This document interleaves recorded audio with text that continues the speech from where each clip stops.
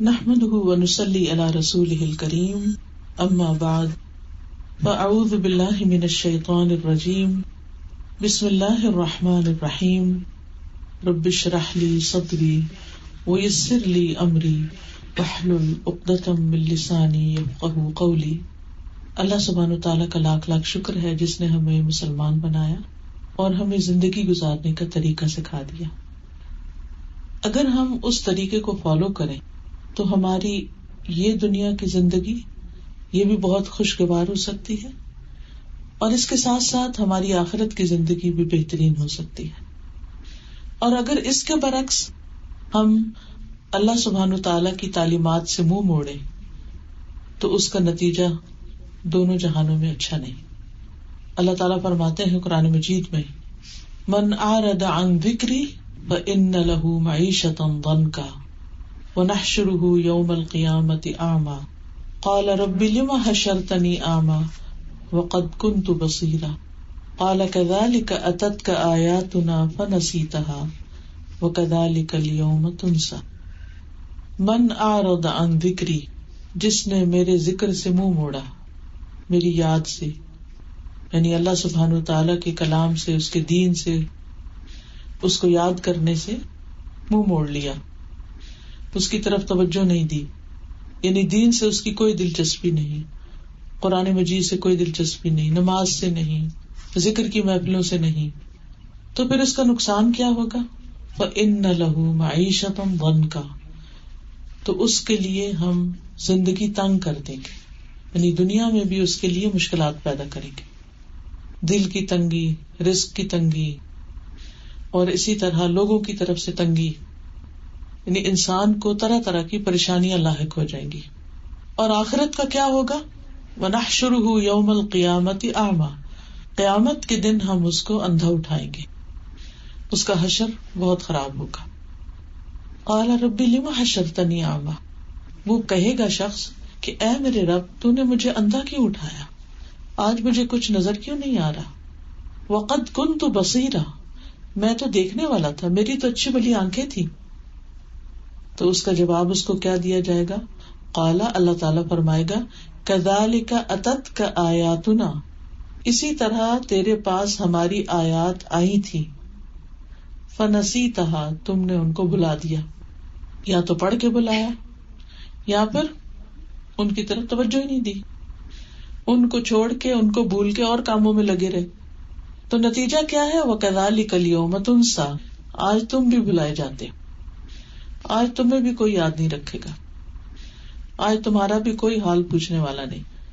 تو اس لیے بہت ضروری ہے کہ ہم ہر حال میں قرآن و سنت کے ساتھ اپنا رشتہ جوڑے رکھیں، اللہ سبحانہ و تعالیٰ کی یاد صبح و شام خصوصی طور پر اور دن میں بھی اس کو یاد کرتے رہیں، نماز کی شکل میں، قرآن کی تلاوت کی شکل میں، اور اس کے علاوہ وہ جو ہم سے چاہتا ہے اس کو جان کر، اس کو جاننے کی کوشش کہ وہ ہم سے کیا چاہتا ہے، کہ ہم اپنی زندگی کیسے گزاریں۔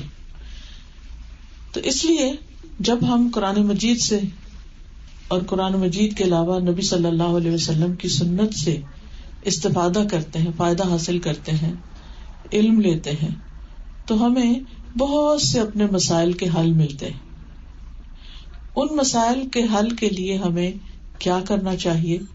اگر ہم چاہتے ہیں کہ ہمارے دنیا کے ہم اور غم اور فکریں اور پریشانیاں اور تنگیاں ختم ہو جائیں، تو پھر ہم کچھ کام کریں، کچھ چیزیں کریں۔ سب سے پہلی بات کہ ہم اگر یہ چاہتے ہیں کہ اللہ سبحانہ تعالیٰ ہمیں یاد رکھے، ہماری دعائیں سنے، تو پھر ہم بھی اس کے ذکر میں کمی نہ کریں، کیونکہ اللہ تعالیٰ قرآن مجید میں فرماتے ہیں، فاذکرونی اذکرکم، تم مجھے یاد کرو تو میں تمہیں یاد رکھوں گا۔ اللہ سبحانہ تعالیٰ اس وقت تک بندے کے ساتھ ہوتا ہے جب تک کہ بندہ اس کی یاد میں اپنے ہونٹ ہلاتا رہتا ہے، یعنی اس کا ذکر کرتا رہتا ہے۔ تو جو بندہ اللہ کو یاد کرتا رہتا ہے، اللہ سبحانہ تعالیٰ بھی اس کی طرف متوجہ رہتا ہے، اور پھر جب بندہ اس سے مانگتا ہے تو اللہ تعالیٰ اس کو عطا کرتا ہے۔ اس لیے مانگنے میں کبھی بھی کوتاہی نہیں کرنی چاہیے، کمی نہیں کرنی چاہیے، اور اس کا ذکر کرتے رہنا چاہیے. پھر اسی طرح اگر انسان یہ چاہتا ہے کہ اس کے دل کو اطمینان ہو، سکون ہو، پریشانیاں، غم، ہم، فکریں اور دل کی تنگی اور گھٹن کا علاج ہو، تو اس کے لیے بھی ذکر کرنے کی ضرورت ہے.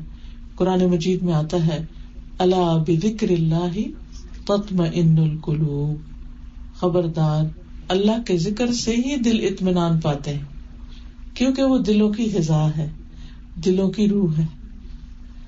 ہم نے یہ کہانی بنائی ہوئی ہے کہ موسیقی روح کی غذا ہے، لیکن عام طور پر آپ نے دیکھا ہوگا کہ جب آپ کوئی گانا سن لیتے ہیں یا کہیں تھوڑی دیر کے لیے بھی کسی ایسے ماحول میں ہوتے ہیں تو اس کے بعد ایسے دل بے چین سا ہو جاتا ہے.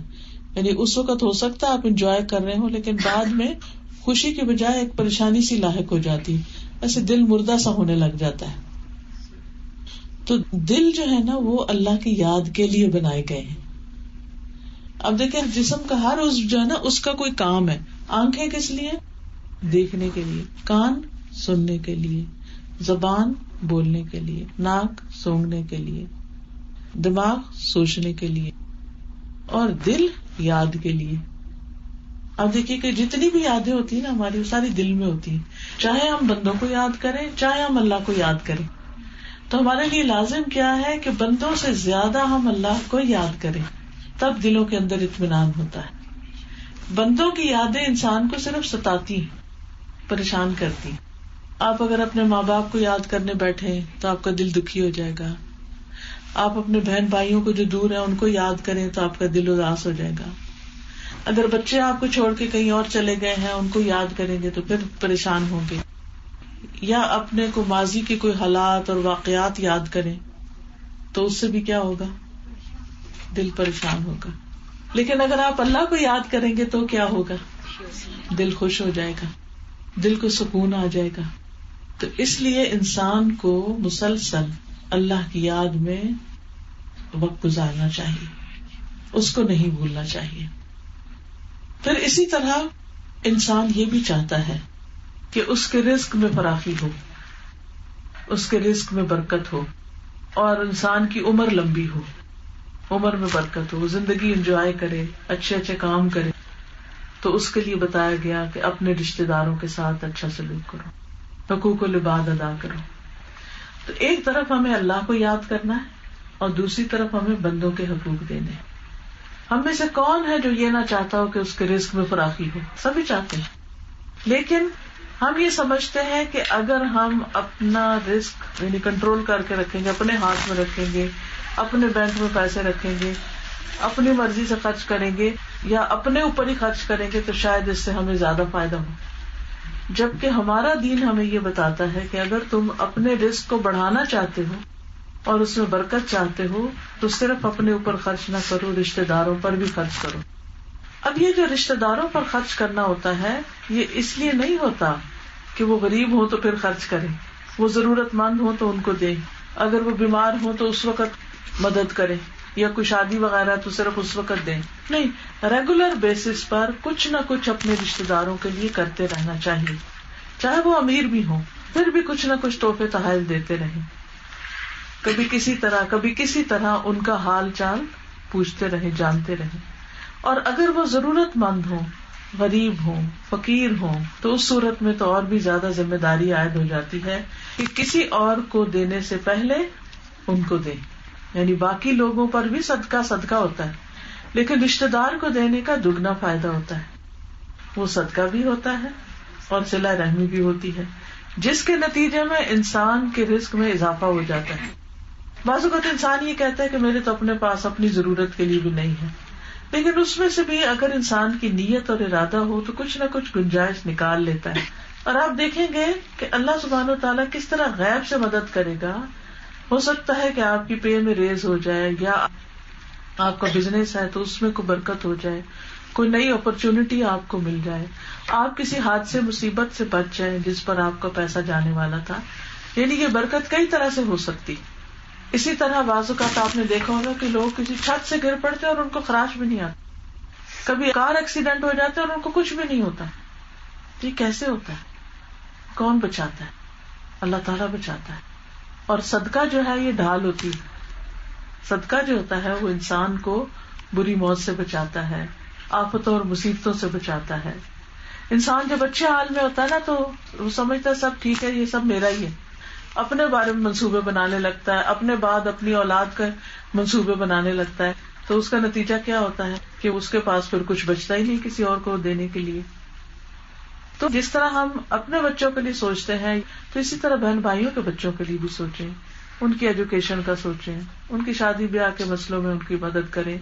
اور جہاں جہاں بھی وہ ضرورت مند ہو تو آپ دیکھیں گے کہ چاہے ہمارے پاس تھوڑا بھی ہے نا تو اس تھوڑے میں بھی بہت برکت ہو جائے گی. اللہ تعالیٰ کمی نہیں آنے دے گا کیونکہ اللہ کا وعدہ ہے، یہ ہمارے دین نے ہمیں سکھایا.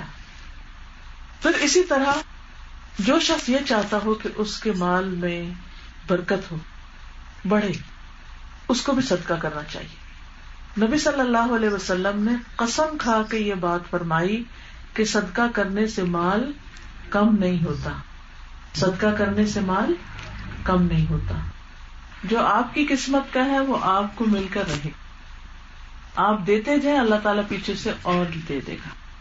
آپ دیکھیے کہ جتنا ہم نے پیدائش سے لے کر اب تک خرچ کیا ہے، جتنا کچھ کھایا پیا، کیا وہ اس دن ہمارے پاس تھا جب ہم پیدا ہوئے تھے؟ آج جو کپڑے ہم نے پہنے ہوئے ہیں یہ اس وقت تھے؟ نہیں تھے نا. اس سال میں ہم نے جو کچھ کھایا پیا ہے کیا اس وقت وہ تھا؟ نہیں تھا. اور کیا اس وقت ہمیں پتا تھا کہ ہم نے یہ جو پہنا ہوا یہ کہاں سے آئے گا؟ نہیں. ہم سالوں سال کھاتے ہیں پیتے ہیں اور ایسا تو نہیں ہوتا کہ ہمارے پاس آئندہ 10 سال کا بھی رکھا ہوا. ہم آگے بڑھتے جاتے ہیں، اللہ تعالیٰ دیتا جاتا ہے اپنے خزانوں میں سے دیتا ہے.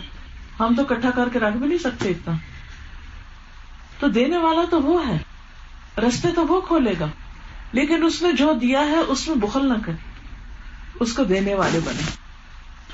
پھر اسی طرح انسان کبھی یہ چاہتا ہے کہ وہ اللہ کو راضی کرے، اس کے دل میں خیال آتا ہے، اور جب اللہ کو راضی کرنا چاہتا ہے تو چاہتا ہے کوئی اچھا سا کام کرے. اچھے سے کاموں میں سب سے اچھا کام جو ہے نا اللہ کے لیے کرنے کا، جس سے اللہ راضی ہوتا ہے، وہ نماز ہے. وہ نماز جس میں واقعی اللہ کو یاد کیا جائے اور نماز میں خشوع و خضوع آئے. بہت سے لوگ سوال کرتے ہیں کہ کوئی طریقہ بتائیں کہ نماز میں دل لگے اور نماز میں دھیان ادھر ادھر نہ ہو اور پوری ہماری توجہ ہو، تو اس کے لیے کیا کیا جائے. تو یاد رکھیے، اگر آپ یہ سوچ کے نماز پڑھ رہے ہیں نا کہ یہ میری آخری نماز ہے، پتہ نہیں اگلی نماز پڑھ سکتا ہوں کہ نہیں، تو آپ کی نماز میں زیادہ سے زیادہ دل لگے گا.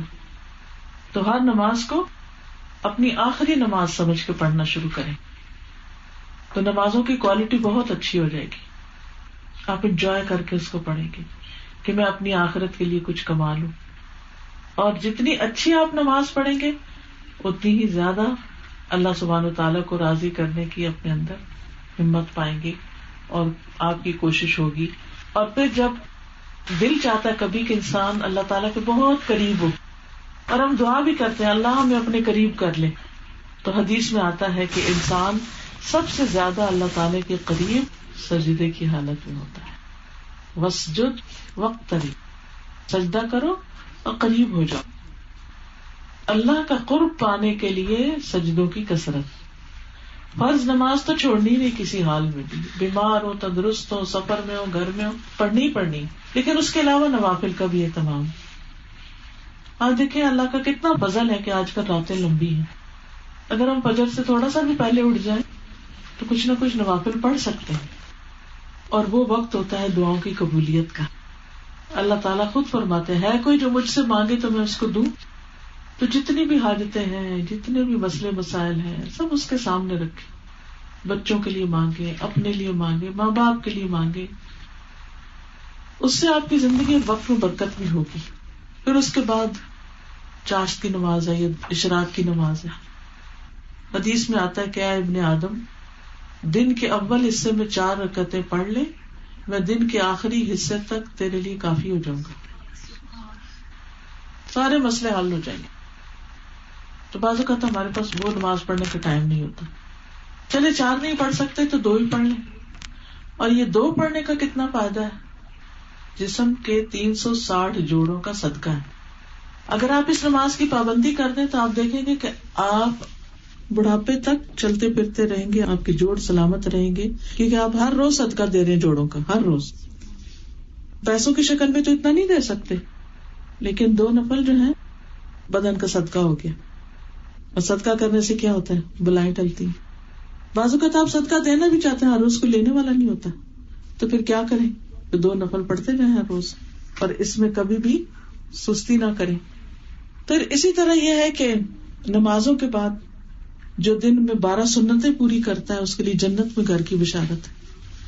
آپ ہر روز پڑھیں, ہر روز ایک گھر بنے گا آپ کا. کیونکہ قیامت کے دن پھر جب جنت میں لوگ جائیں گے تو ہمیشہ ادھر ہی رہنا ہے, ادھر سے نکلنا نہیں ہے. تو پھر جتنے جس کے گھر ہوں گے, جتنی ورائٹی ہوگی, کبھی اس میں رہے گا, کبھی ادھر جائے گا, کبھی ادھر جائے گا, کوئی روک ٹوک نہیں, نہ کھانے پہ, نہ پینے پہ, نہ سیر و تفریح پہ, نہ گھروں پہ, کسی چیز پہ. تو اتنا زیادہ انجوائے کریں گے نا. لیکن آج تیاری کا دن ہے, آج کچھ کرنے کا دن ہے, جس میں ہم نے اپنے لیے کچھ تیار کرنا ہے. لہذا اس کے لیے آپ کوشش کریں, تھوڑا سا وقت نکال کے اپنے نمازوں میں سنتیں اور نفل وغیرہ بھی پڑھیں. پھر اسی طرح اگر آپ چاہتے ہیں کہ آپ کو دنیا میں بھی قیمتی نعمتیں ملیں, تو اس کے لیے آپ لوگوں کو تعلیم دیں. حدیث میں آتا ہے تمہارے ذریعے ایک شخص ہدایت پا جائے وہ تمہارے لیے قیمتی اونٹوں سے بہتر ہے, سرخ اونٹوں سے بہتر ہے. سرخ اونٹ عربوں کے بڑے قیمتی اونٹ ہوتے تھے اور لاکھوں میں ان کی قیمت ہوتی تھی.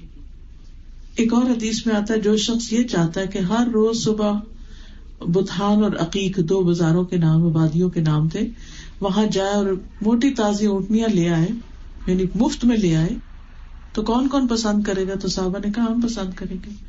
تو آپ نے فرمایا کہ تم اگر کسی کو 3 آیتوں کی تعلیم دو یا 3 آیتیں سکھاؤ تو وہ تمہارے لیے ان 3 اونٹنیوں سے بہتر ہے.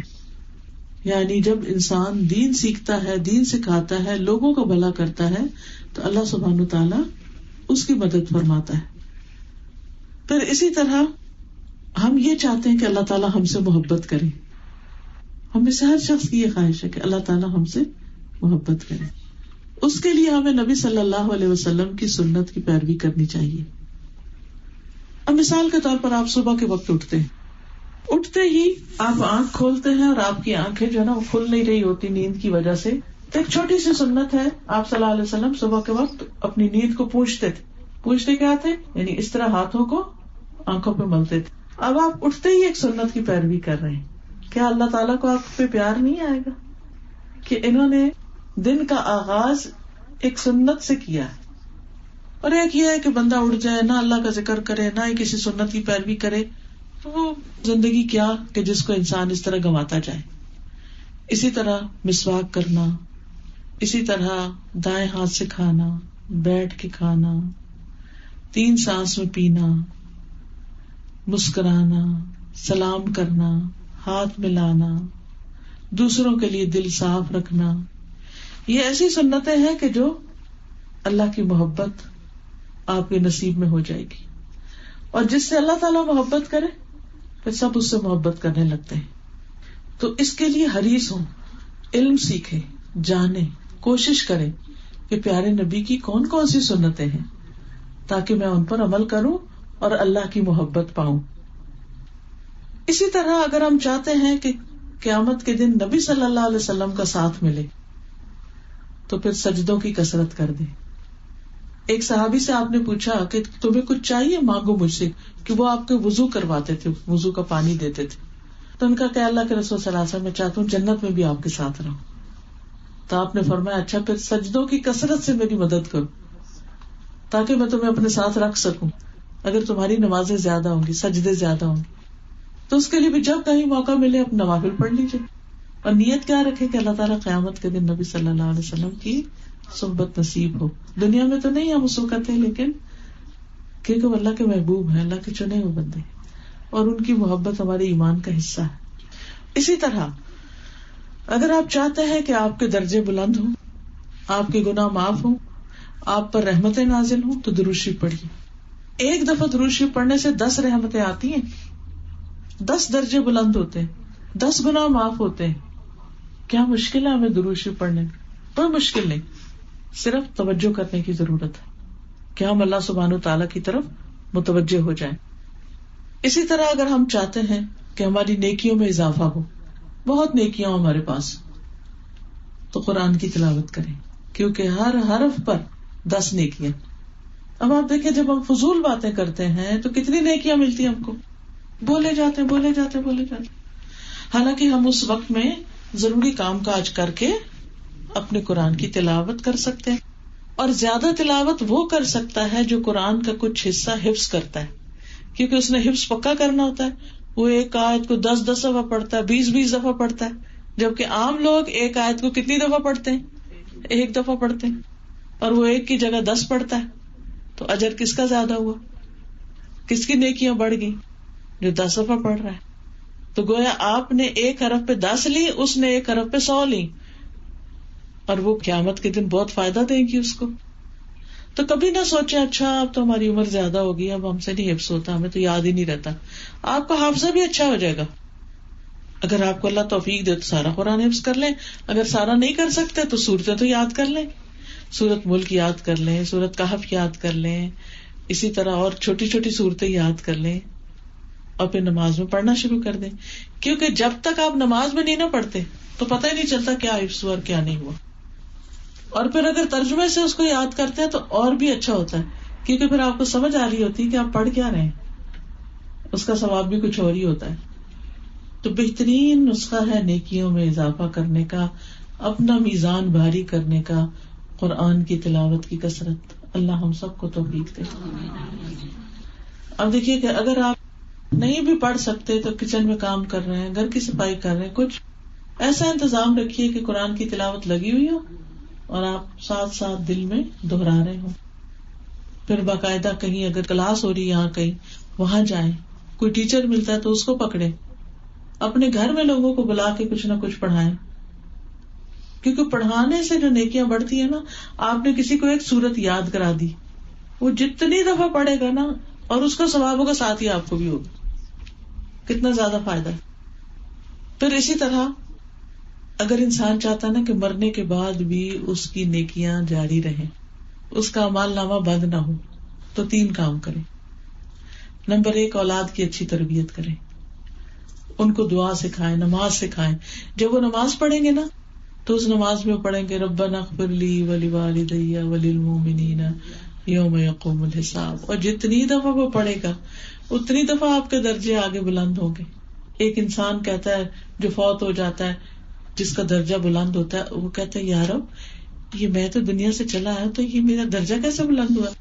وہ کہتے ہیں تیرے بچے نے تیرے لیے دعا کی ہے. تو وہ کب کرے گا؟ ویسے تو پتہ نہیں اسے یاد رہے گا کہ نہیں, نماز میں تو کرے گا نا, ربنا اغفر لی ولوالدی وللمؤمنین یوم یقوم الحساب. لیکن اگر ہم نے بچوں کو نماز ہی نہیں سکھائی اور نماز کی پابندی نہیں کرائی اور ان کو اس کا شوق ہی نہیں دلایا, تو پھر کون کرے گا دعا؟ ہر کوئی اپنے اپنے ماں باپ کے لیے کرے گا. تو اس لیے بہت ضروری ہے کہ اولاد کو نماز کا پابند بنائے. پھر دوسرا کام کیا کریں, اپنے مال کو ایسی جگہ لگائیں جہاں آپ کے مرنے کے بعد بھی وہ سلسلہ جاری رہے, وہ کام ہوتا رہے. کسی مسجد میں لگائیں, کسی دینی پڑھائی کی جگہ پر لگائیں, کتابیں ایسی لیں دیں لوگوں کو, تاکہ آپ فوت بھی ہو جائیں تو بعد میں لوگ اس سے فائدہ اٹھاتے رہیں اور آپ کے لیے ثواب آتا رہے. تیسری چیز, لوگوں کو تعلیم دیں, لوگوں کو سکھائیں. علم ينتفع به, ایسا علم جس سے لوگ فائدہ اٹھائیں, وہ آپ کے لیے صدقہ جاری ہے. مثال کے طور پر آپ کسی کو یہ کارڈ دے دیتے ہیں کہ تم پڑھو. ہم تحفے تحائف تو دیتے رہتے ہیں, کسی کی شادی ہے, کسی کی کوئی پارٹی ہے, کسی کا کچھ کو پیدا ہوا ہے, کچھ یعنی کئی مناسبتیں ہوتی ہیں, ہر ایک کے اپنے اپنے تعلقات ہوتے ہیں, تو وہ دوسرے کو گفٹ دیتا ہے.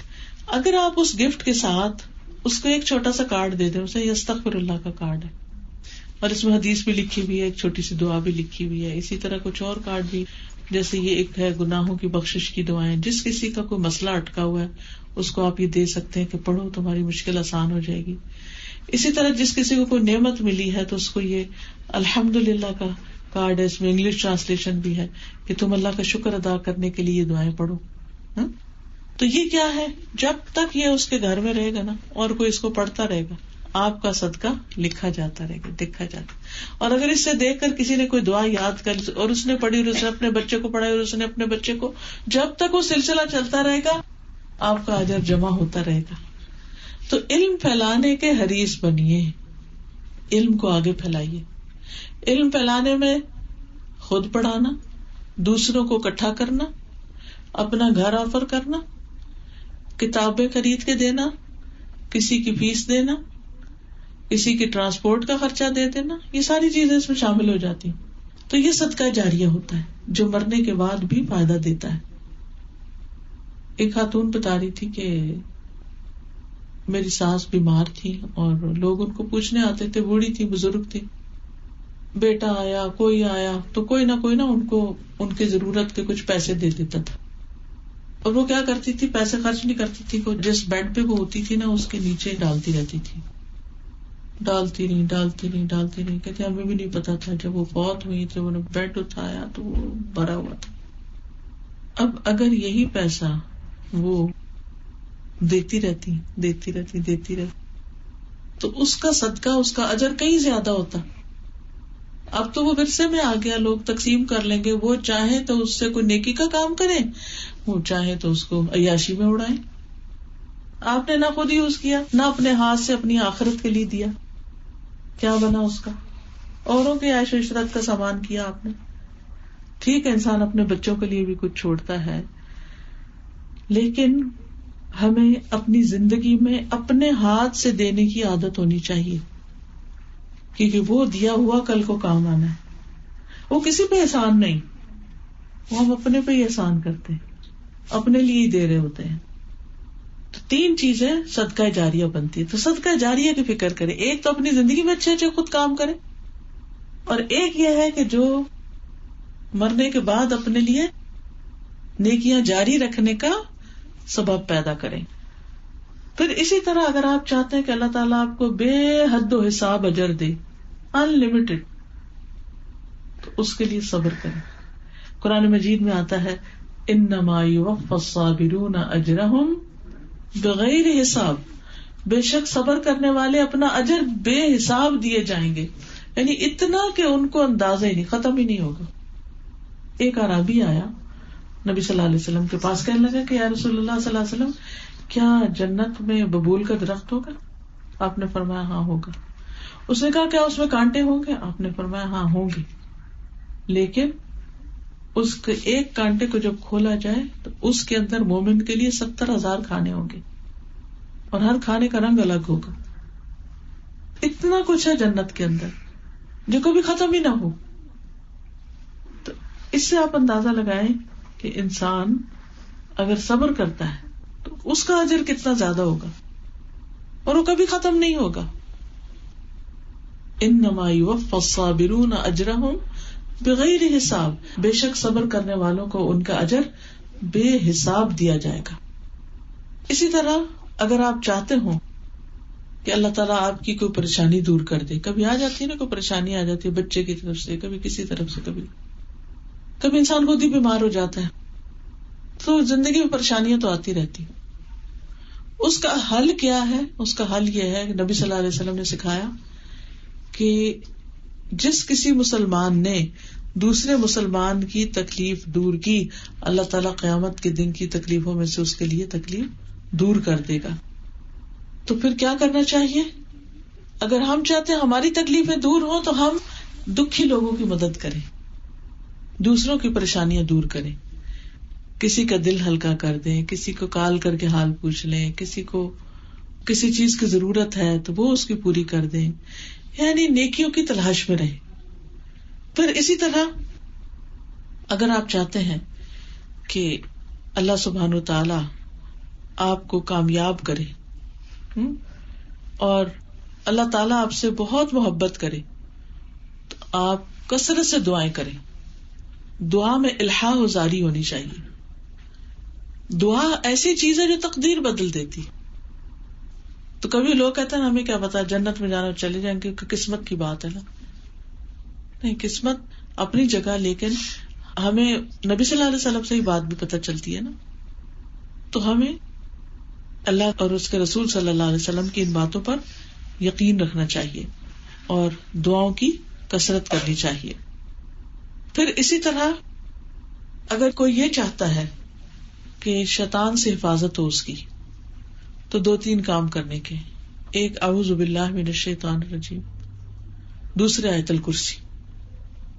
آیت الکرسی سے جن، شیاطین، ہر ایسی مخلوق دور بھاگ جاتی اور اللہ سبحانہ وتعالیٰ بندے کی حفاظت فرماتا ہے.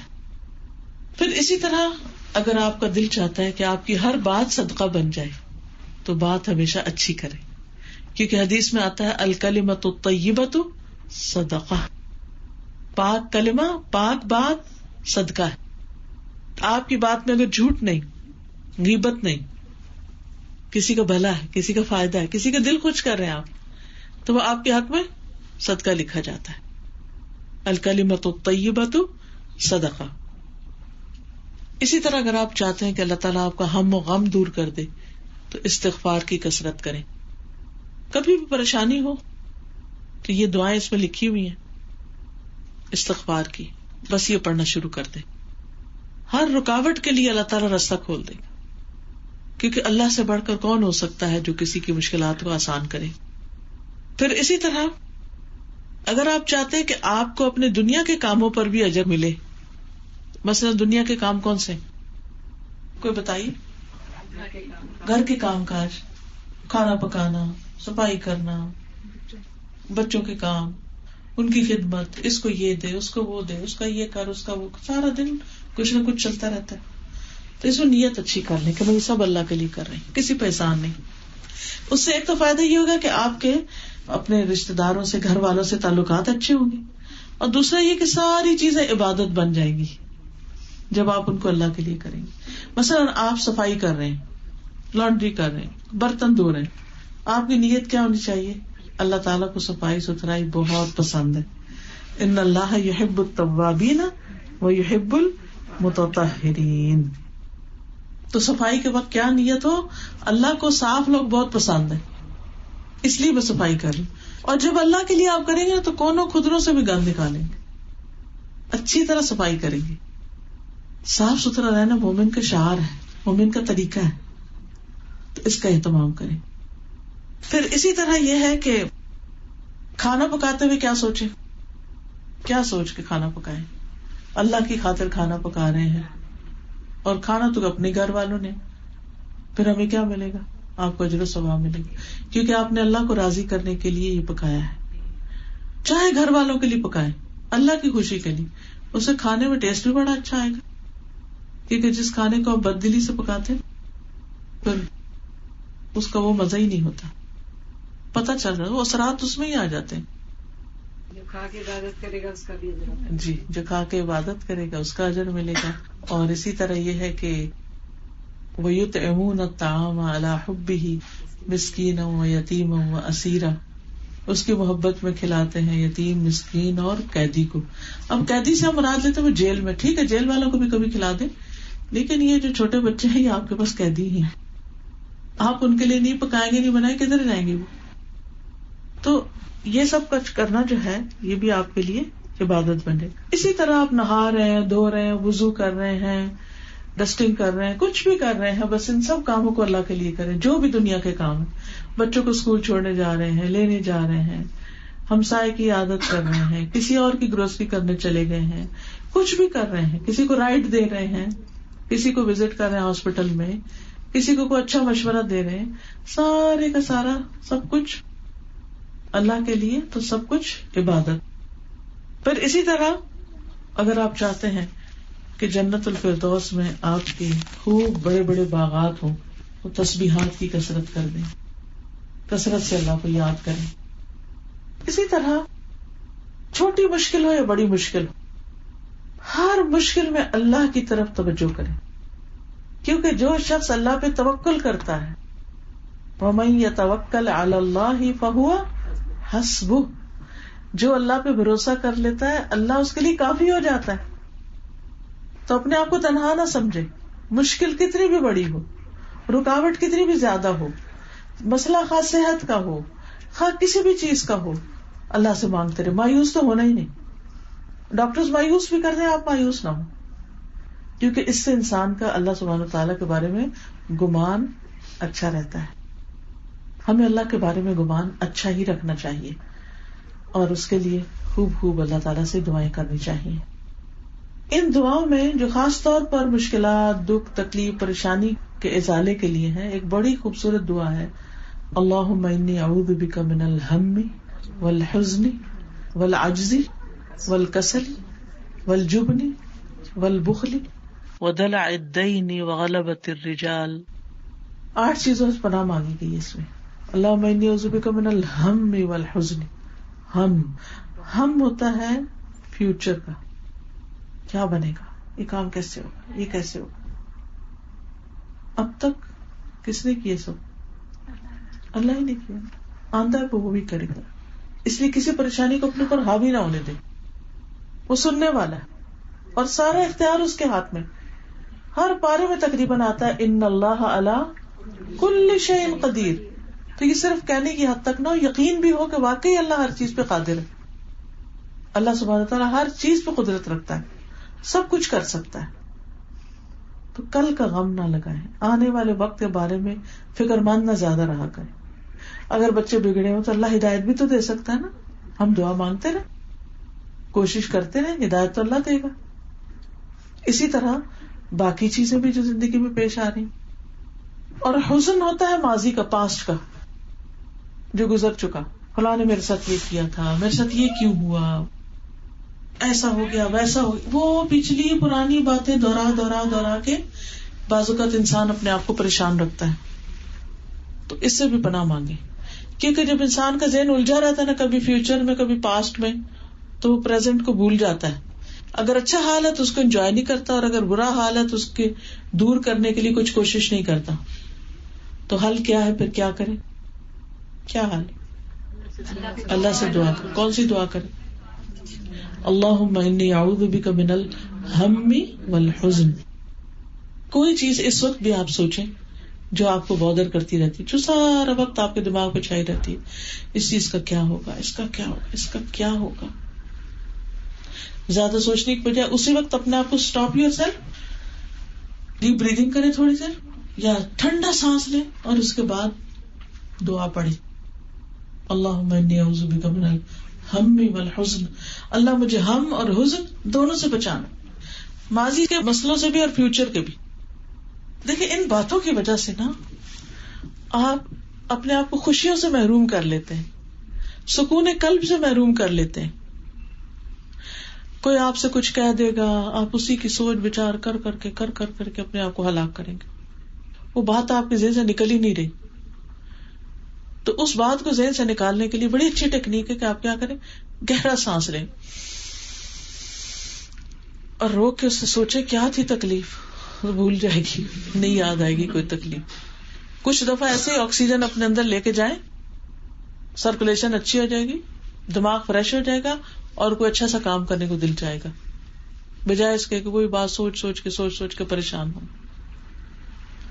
تو یہ ہم اور حزن جو ہے نا انسان کو گھن کی طرح کھا جاتا، اور یہ عادت بھی پھر بن جاتی ہے. کچھ لوگوں کی عادت ہوتی ہے ہر وقت کوئی نہ کوئی غم پالے ہی رکھتے ہیں. اب ساری زندگی ان کو کبھی دماغ ان کا آزاد نہیں ہوتا، کبھی اس کی فکر، کبھی اس کی، کبھی اس کی، کبھی اس کی. اللہ پہ چھوڑ دیں، کرے گا وہ. آپ بس دعا مانگیں، کوشش کریں، نتیجہ اللہ پہ چھوڑیں، اپنے ہاتھ میں نہیں رکھیں. تیسری چیز والعجزی والکسلی، اور عاجز ہونے سے اور کسل ہوتا ہے سستی سے. عجز کیا ہے؟ بے بسی. اللہ بے بسی سے بچانا. کوئی بھی کام ہوتا ہے میں تو کر ہی نہیں سکتا، مجھ سے نہیں ہوگا، میں کیسے کروں، یہ نہیں ہوتا. تھوڑا سا کام نہیں ہو رہا. جیسے بچوں کی عادت ہوتی ہے نا، آپ انہیں کہیں ذرا سوئے میں دھاگے ڈالیں. اب تو شاید یہاں تو کسی کو کبھی کہنے کی ضرورت ہی نہیں پیش آئی. پوری دنیا کا یہی حال ہو چکا ہے. بس وہ مخصوص لوگوں کا پیشہ رہ گیا، خود بھی کچھ کرنا. لیکن بچوں کو پیشنس سکھانے میں، صبر سکھانے میں سوئی کا بڑا ہاتھ ہوتا ہے. اس طرح کی ایکٹیویٹی کو دے دیا کریں، کیونکہ ان کو پھر اور باتیں بھولے تو ان کا سارا دماغ اس میں لگ جاتا ہے کہ یہ دھاگا اندر بھی نہیں جا رہا. تو بچے کیا کرتے تھوڑا سا کام کرنے پر نہیں ہو رہا، نہیں ہو رہا، یہ نہیں ہوتا، یہ نہیں، رو پکار کے آپ کو بس بلاتے رہیں گے اپنے کام کی طرف. تو کیا کرنا ہے آپ نے پھر؟ عجز سے، بے بسی سے بچنے کی دعا. اور کسی کام پہ یہ کہہ کے شیطان کو خوش نہ کریں کہ یہ نہیں ہوتا مجھ سے، یہ میں نہیں کر سکتی، کیونکہ وہ تو چاہتا یہی ہے کہ آپ جتنے بھی اچھے اچھے کام کریں وہ سب چھوڑ دیں اور اس چیز کو آپ کے لیے بڑا ہی مشکل بنا دیں جو آپ نے کی. اللہم انی اعوذ بک من العجز، بے بسی سے بچا، والکسل، اور سستی بڑی بری بلا ہے. ہر کام میں لیزی ہونا، چھوٹے چھوٹے کاموں کو چھوڑ دینا، دنوں پڑے رہتے ہیں، اچھا کر لیں گے، کوئی ان کے لیے اسکیجول نہ بنانا. یہ چیز انسان کو بہت جگہوں پر نقصان سے بھی دوچار کرتی اور بعض اوقات لوگوں کے سامنے شرمندہ بھی کرتی. نماز میں بھی سستی کر جاتے، لیٹ کر کے پڑھتے یا پڑھتے ہی نہیں. تو اس سے پناہ مانگنی چاہیے. والعجز والکسل، کسل مندی بھی اسی کی قسم میں سے ہے، سستی کی. جی، من الجبن والبخل، من العجز والکسل، اور پھر من الجبن والبخل. جبن کہتے ہیں کم ہمتی، پستی، بزدلی. اور بزدلی بھی کوئی اچھی چیز نہیں ہوتی. چھوٹے چھوٹے مسئلے پہ گھبرا جانا، چھوٹا سا کوئی کام، اگر آپ کے ہسبینڈ نے کہہ دیا کہ 4 لوگ آ رہے ہیں کھانے پہ، تو پینک ہو جانا کہ یہ اب کیسے ہوگا، یہ کیسے ہوگا، وہ کیسے، کہیں جانے کا آ گیا تو وہ کیسے ہوگا. تو بزدلی جو ہے نا وہ بھی انسان کو کہیں کا نہیں چھوڑتی. والبخل، اور دل کی تنگی، بچا ہوا دل. جب دل بچتا ہے تو ہاتھ بھی بچ جاتا ہے اور انسان نہ کسی کو معاف کرتا، نہ کسی کے لیے خیر اور بھلائی سوچتا ہے. تو اللہم انی اعوذ بک من الہم والحزن والعجز والکسل والجبن والبخل. کتنی چیزیں ہو گئی؟ 6. اور آخری 2 ہیں ودلع الدین وغلبۃ الرجال. اللہ مجھے قرضے کے بوجھ سے بچانا. کیونکہ آپ کچھ لوگوں کی عادت ہوتی ہے ایسے ہی بس فضول میں قرضہ لے لے کے تو اسے ضائع کرتے رہتے ہیں، اور وہ مفت میں مال مل جاتا ہے تو اس کی پھر اتارنے کی بھی فکر نہیں کرتے. تو اللہ تعالیٰ قرضوں سے محفوظ رکھے. سب سے کامن ایگزامپل تو کریڈٹ کارڈ آپ دیکھیں، پھر مارگیج پہ گھر، ساری زندگی بال بال جکڑی ہوئی قرضے میں. قرضہ کیا، قرضے کے ساتھ سود بھی، اللہ کی ناراضگی پہ ناراضگی. اور پھر وَدَلَعِ الدَّيْنِ وَغَلَبَةِ الرِّجَالِ، لوگوں کے قہر سے، کہ کوئی شخص مجھ پہ تسلط حاصل کرے، مجھے کنٹرول کرے. کیونکہ یہ بھی ایک بڑی مصیبت ہوتی ہے، اور خصوصاً خواتین جو ہوتی ہیں وہ اگر ذرا بھی کمزور ہو تو دب جاتی ہیں. دب جانے کا مطلب کیا ہے کہ پھر سسرال والے ان کو، یا شوہر، یا پھر کہیں وہ کام جاب کر رہی ہے تو وہاں دوسرے ان کے اوپر حاوی ہوئے ہیں. تو آپ دیکھیں کہ یہ ایک بڑی بدترین غلامی ہوتی ہے کہ کوئی آپ پہ اس طرح حاوی ہو جائے کہ وہ اپنی مرضی پہ آپ کو چلانا چاہے، اور آپ کی کوئی آزادی نہ آپ سوچ سکے اپنی مرضی سے، نہ کوئی بات کر سکے، اور نہ ہی کوئی اپنی مرضی سے کوئی فیصلہ کر سکے. ہر وقت کوئی آپ کو کنٹرول کرے، یہ نہیں کرنا، وہ نہیں کرنا، وہ نہیں کرنا، وہ نہیں کرنا. اچھا، بعض لوگ تو عادتاً کہ ان کو بڑا بننے کی عادت ہوتی ہے تو وہ اپنے سے چھوٹوں کو کنٹرول میں ہی رکھتے ہیں ہر وقت. جیسے کئی مائیں بچوں کو بہت زیادہ کنٹرول کیے رکھتے ہیں، ان کو کچھ کرنے نہیں دیتی، تو پھر وہ زندگی میں بزدل ہی بنتے ہیں.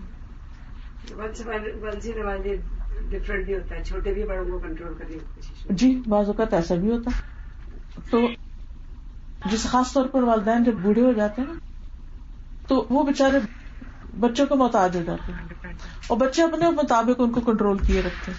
آپ نے یہاں نہیں جانا، گھر میں کوئی نہیں آئے گا، فلانا نہیں آئے گا، اس وقت نہیں ہوگا، یہ کریں وہ کریں.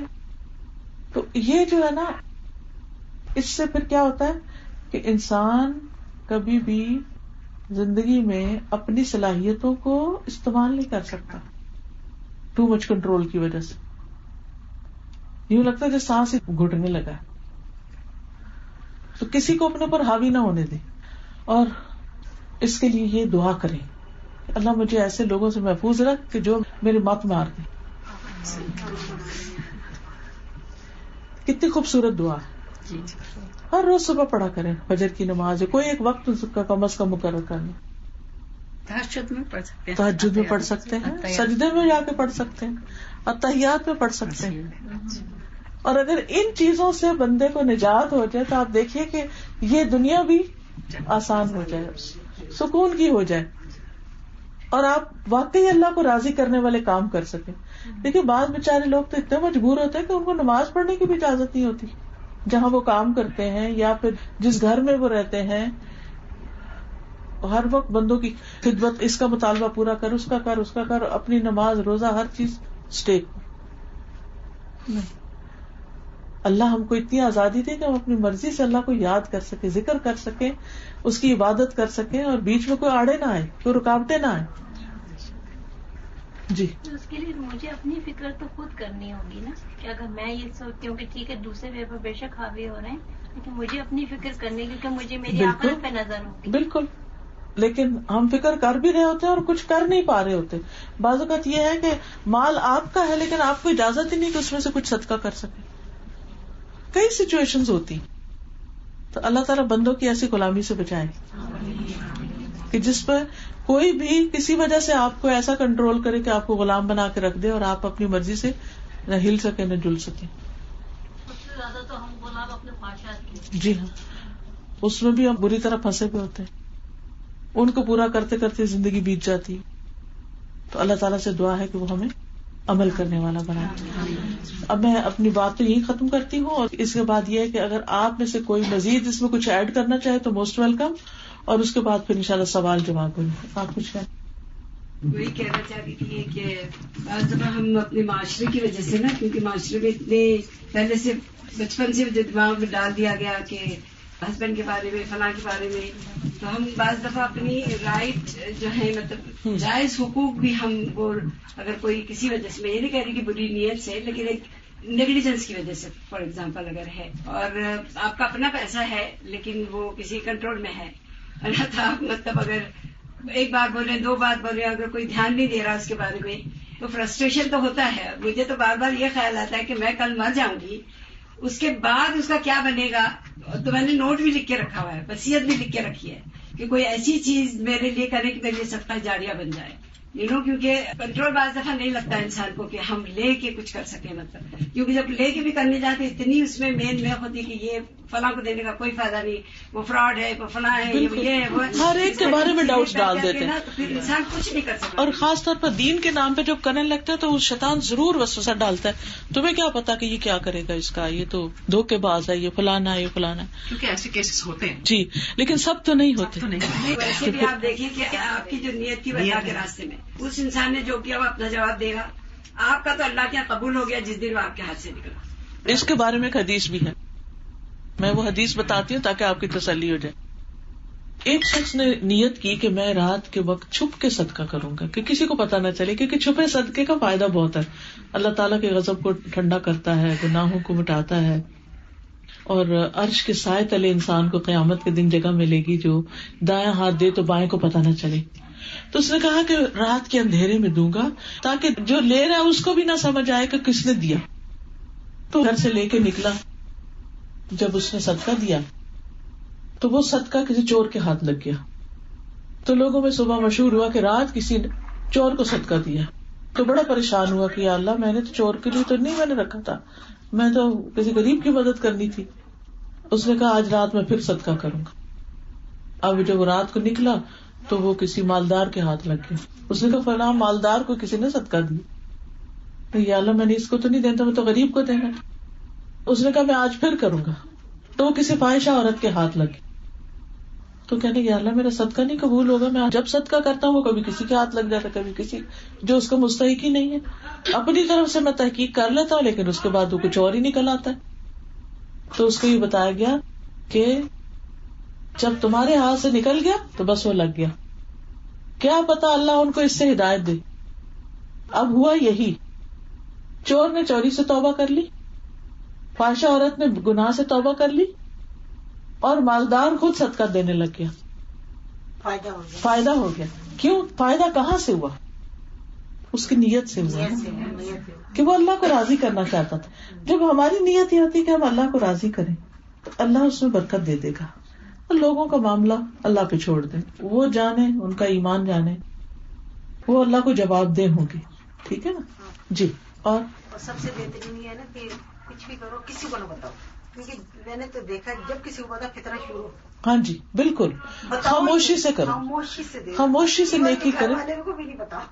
صحیح بات. بعض اوقات سب سے زیادہ تو گھر والے ہی رکاوٹ ڈالتے ہیں, انہیں کو زیادہ پریشانی لاحق ہوتی ہے. میں نے تو یہی دیکھا ہے کہ بہترین یہی کہ ہر چیز سے بندہ بچ جاتا ہے. بالکل. بس اللہ اور کے درمیان. جی. اور ویسے بھی کہتے ہیں کہ اپنے کاموں کو تکمیل تک پہنچانے کے لیے رازداری سے کام لو, کیونکہ جب انسان وہ بولتا رہتا ہے نا تو وہ کبھی نظر بھی لگ جاتی ہے.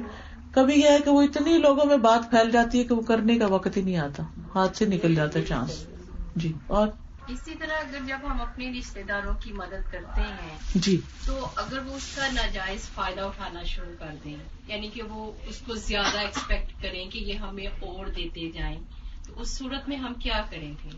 بس اتنا دیں جتنی آپ کی ہمت ہے یا جو آپ سمجھتے ہیں کہ دینا چاہیے. اور اگر مثال کے طور پر ان کے جوان بچے ہیں اور وہ کام کاج سے ہٹ جائیں کہ چلو جی ہمارے پاس تو ایک لگی بندی رقم آ رہی ہے, اس صورت میں کیا کیا جائے؟ حالانکہ وہ بیوہ ہوں یا یتیم, ان کو سمجھایا جائے. بعض اوقات یہ ہوتا ہے کہ جان کے نہیں بھی کرتے, آپ کو پتا ہے کبھی جابز نہیں بھی ملتی, کبھی کام نہیں بھی ملتا, یہ بھی وجہ ہوتی ہے. ہمیں نظر آ رہا ہوتا ہے کہ ان کا بچہ جوان ہے, اس کو کرنا چاہیے, اور بچہ پاگل ہو رہا ہوتا ہے کہ کام نہیں مل رہا کوئی.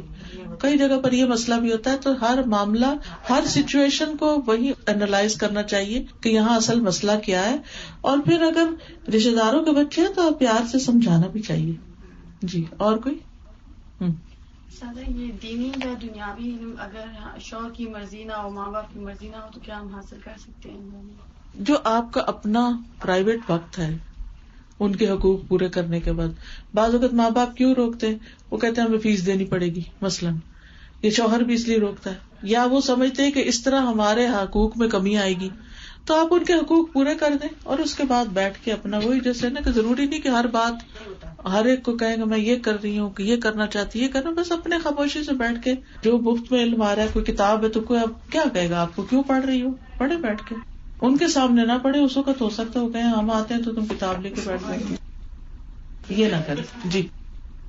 میں نے الحمدللہ کورس جوائن کیا, میں قرآن پاک پڑھ رہی ہوں, تو میں نے اپنے ہسبینڈ سے کہا کہ آپ کی اجازت سے میں یہ کر رہی ہوں, تو اس میں آپ کا کنٹریبیوشن اس لحاظ سے ہوگا کہ آپ جو میں پڑھوں گی آپ کو اس کا اجر ملے گا, کیونکہ آپ نے یہ اجازت دی ہے. اور الحمدللہ وہ میرے ساتھ جب کنٹریبیوٹ کرتے ہیں, ہم لوگ ڈسکس کرتے ہیں, پڑھتے ہیں, تو مجھے ان سے کچھ فائدہ ہو رہا ہے, اور وہ بھی مجھ سے کچھ نہ کچھ سیکھ رہے ہیں جو میں پڑھ کر آ رہی ہوں. تو مجھے یہ لگتا ہے کہ ہمیں تھوڑا سا نرمی سے پہلے راضی کر لینا چاہیے, پھر اللہ راستے آسان کر دے. جی. یعنی اگر ہم ان کے ساتھ اچھے ہوں گے تو وہ بھی تعاون کریں گے. جی. اچھا, یہ صدقے کا جیسے عورت ہونے کے ناطے بہت ساری عورتوں کو یہ شکایت رہتی ہے کہ ہمارے ہاتھ میں مال نہیں ہے, یا اگر مال دیا گیا تو اس کو خرچ کرنے میں پوچھ گچھ ہوتی ہے. تو میں سمجھتی ہوں کہ عورت کا صدقہ یہ بھی ہے کہ وہ اپنے ہاتھ سے کچھ پکا کے اگر کسی کو دے رہی ہے. بچوں کا آپ نے بتایا, وہ تو ہم روزمرہ زندگی میں کریں, ہمیں اسے تسلی نہیں ہو رہی ہوتی. ہم کہتے ہیں کہ نہیں میں دے نہیں رہی, اٹ مینس میں کچھ کر نہیں رہی. تو اگر آپ کو بہت دل ہے صدقہ دینے کو, آپ اپنے ہی گھر میں پکی ہوئی ہانڈی میں سے ایک ڈسپوزیبل برتن لیں, اس میں ڈال کے اگر آپ اپنے نیبرز دیں, یا چلے نیبر میں مسلم نہیں کمیونٹی نہیں ہے, آپ گھر میں کسی کو دعوت دیں, آپ اس طرح کی محفل مجلس لگائیں, پکائیں, لوگوں کو کھلائیں, تو میں سمجھتی ہوں اس میں بھی آپ کو وہی سیٹسفیکشن ہوگی جو آپ مال خرچ کرنے میں. کیونکہ مرد بعض دفعہ کہتے ہیں میں تمہیں لا کے دے دیتا ہوں, پیسہ نہیں دے رہا. بالکل. آپ اس کے ذریعے صدقہ دیں, کیونکہ انسان سے تو پوچھ اسی کی ہے جو اس کے ہاتھ میں, جو اس کے ہاتھ میں نہیں اس میں سے وہ تو اس کا حساب ہی نہیں. اچھا, اس میں مجھے ایک عورت کی کہانی نے بہت انسپائر کیا تھا. میں نے کہیں پڑھی تھی کہ ایک عورت تھی تو بہت غریب تھی, تو اس کے 6-7 بچے تھے, اور اس کے پاس روزانہ کا بس اتنا آٹا ہوتا تھا کہ 6-7 پیڑے بنے اور وہ بچوں کو کھلا دے. تو ہوتا یہ تھا کہ ان کے دروازے سے کوئی فقیر گزرتا تھا تو وہ اس کو بھی یعنی کھانے کے لیے کہتا تھا یا آواز لگاتا تھا.